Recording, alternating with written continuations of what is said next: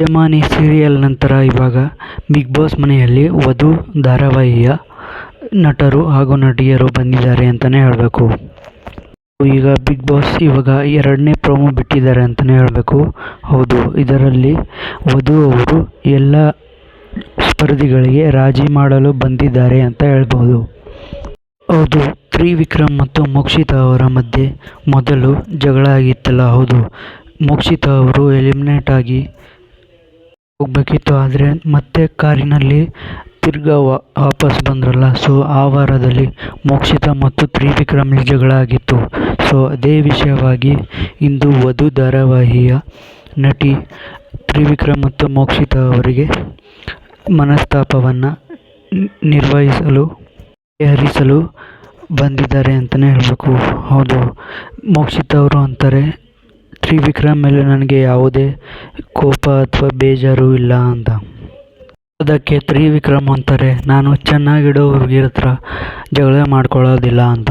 ಇದ್ರ ಬಗ್ಗೆ ಅನಿಸುತ್ತೆ ನಿಮಗೆ ಹೇಳಿ. ಇದು ಮೋಕ್ಷಿತಾ ಅವರು ಕೂಡ ತ್ರಿವಿಕ್ರಮ್ ಮೇಲೆ ಯಾವುದೇ ಕೋಪ ಬೇಜಾರು ಇಲ್ಲ ಅಂತ ಹೇಳ್ತಾರೆ. ಅದಕ್ಕೆ ತ್ರಿವಿಕ್ರಮ್ ಅವರು ಕೂಡ ನಾನು ಮೋಕ್ಷಿತಾ ಮೇಲೆ ಯಾವುದು ಬೇಜಾರು ಇಲ್ಲ ಅಂತಲೇ ಹೇಳಿದ್ದಾರೆ.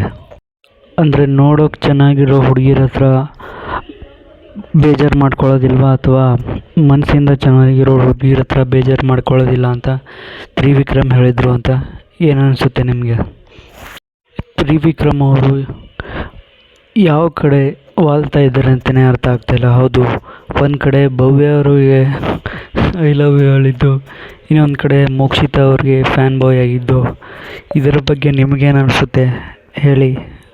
ಹೌದು, ಅದಕ್ಕೆ ಮೋಕ್ಷಿತಾ ಅವ್ರಿಗೆ ಚೆನ್ನಾಗಿದ್ದೀನಿ ಅಂದ ಮೇಲೆ ಬೈಯೋದಿಲ್ಲ ಅಂದರು ತ್ರಿವಿಕ್ರಮ್.